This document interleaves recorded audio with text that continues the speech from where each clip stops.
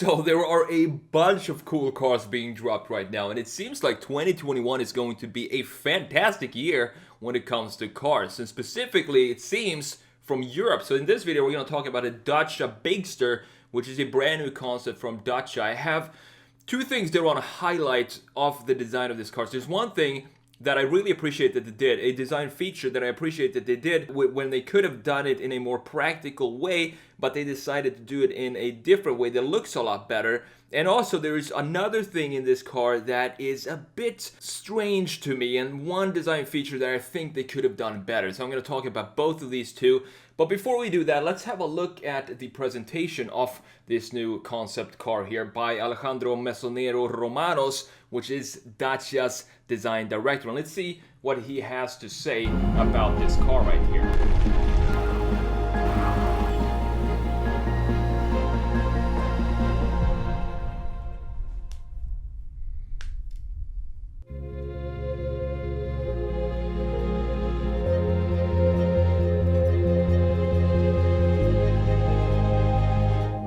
Hello, I am Alejandro Mesonero Romanos and I am Design Director at Dacia. The Bigster concept is a very important milestone for Dacia. It epitomizes the evolution of our brand values, always essential, accessible, but now with a touch of coolness and an outdoor spirit. The design of the Bigster concept is straightforward. It is simple, it is direct, and above all, it is easy to understand. It has been designed around a few lines, in the right place and precisely defined. I believe that the beauty of the Bigster comes from the well balance of its proportions. The boundaries between the hood and the cabin are clearly defined. Just want to stop here. The first time I saw this car, I thought of another SUV that is in this segment and just how similar this is to that specific SUV, which I'm of course going to talk about later and show you specifically what SUV that is, and show you all the connections between these two cars, the Dacia Bigster and this other SUV that is, for now, a mysterious SUV, but I want to show it to you in just a second here after he finishes his presentation. Creating a kind of boxy and tough look that combines interior roominess with pleasant aesthetics. What I really like in this front end is the perception of width generated by its large grille that includes the Y-shaped headlamps, our new iconic light signature. Another thing here, the Y headlamps, it seems to be a trend now. Dacia has it, obviously. They just started making this trend with the Y-shaped headlights. They're a bit thicker compared to, for example, Lamborghini. And also then you have the Thor's hammer, which I would say is a version, you could probably say it's a version of a Y-shaped headlight, even though it's more of a T-shape or a hammer, obviously. But it's interesting that the Y-shape is sort of starting to become a trend amongst a lot of manufacturers to have it as a graphic in the front end. You know, with this car, we have broken a few rules. For example, you won't find any chrome or aluminum painted parts, not outside, not inside of the car. We have replaced them by recycled and unpainted materials with a specific and attractive look. It gives our design a modern and cool touch. To sum up, we at Dacia, we believe in intelligent beauty. We think that essential and accessible should also be attractive for our customers. And the Bigster concept is here to confirm our beliefs. Nice. All right, so now let's jump into Photoshop. I want to show you this mysterious SUV that I think is kind of like a sibling to the Dacia Bigster here. So let's jump into Photoshop and talk about the design of this awesome looking Bigster. All right, guys, so looking at this from a side view, it just looks so beefy. It's to me, it's a huge step up for Dacia to create something like this that has quality in the design, and it actually has some specific identifiable design features, because usually when I think about Dacia, it has been it's a kind of a bland design that melts in, and if you just tweak a few things on the car and put whatever logo onto the car, it can be whatever. It can be a Skoda or it could be a Volkswagen or whatever you want, because it sort of lacks definition and defining design features in the car. But this definitely has some very key design graphics and features and proportions of this car that makes it unique. So I love the reuse of the plastic that he was talking about, the reusable plastic pieces. They create this awesome looking texture. You can see it here in the black part right here, and then it goes all the way up here. This thick piece is the same kind of material that we have around the wheel arches as well, and then continues down here into the stamped Dacia logo in the plastic. I'm not sure if they're going to keep that little feature.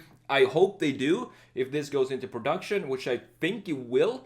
It's from the presentation, it sounds like they're planning on putting this into production, but you can still definitely tell that this is a concept, specifically looking at the wheels and looking at the headlights and taillights. They don't have all the necessary features for a car to go into production. So it's still very graphically conceptual looking, but over the overall proportions of the car, I think could definitely be very close to the production version of this car. So I was saying that this looks like another small SUV that caught my eye, and specifically this part right here. So I want to show you now exactly what car that is, and you might agree with me and you might not, but this is the Volvo XC40. So have a look at these two. I'm going to remove the red lines here so you can see it better. Specifically, I want you to focus on this area right here. Now you can see the treatment of both of these cars, and I said that there is one design feature on the Dacia Bigster here that I really like, and that is the treatment of the D-pillar right here. You can see that they decided to make it go up like this, and I think this little detail here, it will reduce the visibility looking out from the inside, because it could have had the window going down like this and just create a regular traditional looking D-pillar, something like this, with the same kind of thickness going here. But instead they decided to add some styling to this and some interesting approach to the graphics of the rear by adding this angle here, which you can see right here. And this is the first thing that kind of reminded me of the XC40 when I first saw it. But then when I started looking closer, there is a lot more here that really looks like an XC40. For example, the front or the bonnet, the hood space right here, very similar to the lines that you have here. If you look closely, you can see that the hood lines here has a similar approach to what they did on the XC40 right here. And even the headlights with the Y shape, and that's what I was mentioning it before. Because if you look at the Volvo XC40 from this view right here, it looks like a Y shape and not as a hammer.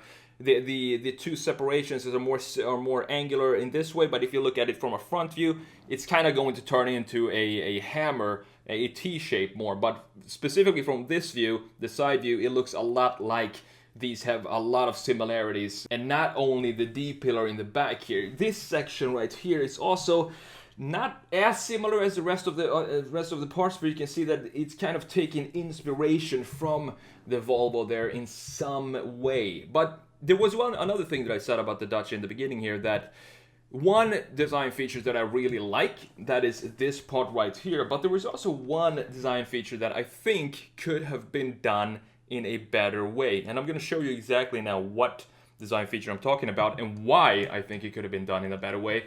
And that is the rear fender. So have a look at the front fender first. Let's examine the lines here. We have a sharp line right here. We have sharp lines overall right here, and we have a sharp line in the front and right there. In the back, we have a sharp line at the top, defining a clear definition of where the front fender ends and where it starts. Same thing in the back. We have sharp lines back here. But then when you look at the front here, this part, this looks unfinished to me, because we have a soft line here. It's not a sharp line. We have a soft integration in the front of the rear fender, and to me this just doesn't make sense, because everything else is sharp except for that line. And if you go back and look at the ideation or the sketches for the Bigster, you can see that it looks like they intended to have a sharp line right there. So what I want to do now is just see if we can fix this really quickly. It's not going to be a perfect render here. I just want to experiment and see what happens if we decide to make this line sharp and have it be congruent with the rest of the design here. So have it something like this. And now, since we have a vertical line right here and here, I want to have this be vertical as well, and then just connect maybe with a chamfer edge, something like that up there, and have it be the same. So we have the same kind of front fender style with sharp edges on both sides and top, and we have the same style on the rear. Sharp edges on the sides and both sides, the front as well and the top. So that's what I'm gonna do right here. So let's see if we can define this now. All right, so I think that's good for now. I'm not gonna go in and render this crazy precise right now. I just want to show you the idea that I had with this change here, because now it looks like it's supposed to be there. It doesn't look like something that was an afterthought or something that wasn't finished when you have it be like this, where you have the sloping connection to the rest of the body when you have sharp edges all over the place. Other than that, I think the Bigster is a super cool concept from Dacia specifically. It's like stepping it up big time here. I love the graphics on the front and the rear, the headlights and the rear lights, although as I said, this is definitely conceptual at this point. They're gonna have to do some changes to the front end of this car and the rear end to make it street legal, basically, and to make it into production. But as you can see, it's a very military style vehicle, and I also love the texture on these plastic pieces that I said before. You can see it even better right here, and you can also see the line here better now as well. I want this to be sharp because we have sharp lines right here, all over the place, but not here. So that's the only little complaint I have about this design. Other than that, it's a beautiful looking car. Might have to do that it looks like an XC40, I'm not sure. But anyway, great job from Dacia. I look forward to seeing this into production. I hope they will be able to keep the conceptual feeling of this car. I'm not sure about Dacia, because usually what happens when cars go from concept like this into production, some manufacturers do it very well. I think Volvo do it very well. When they show a concept car, you know that the production is going to look very similar to what the concept is looking like, both in graphics and the proportions of the car.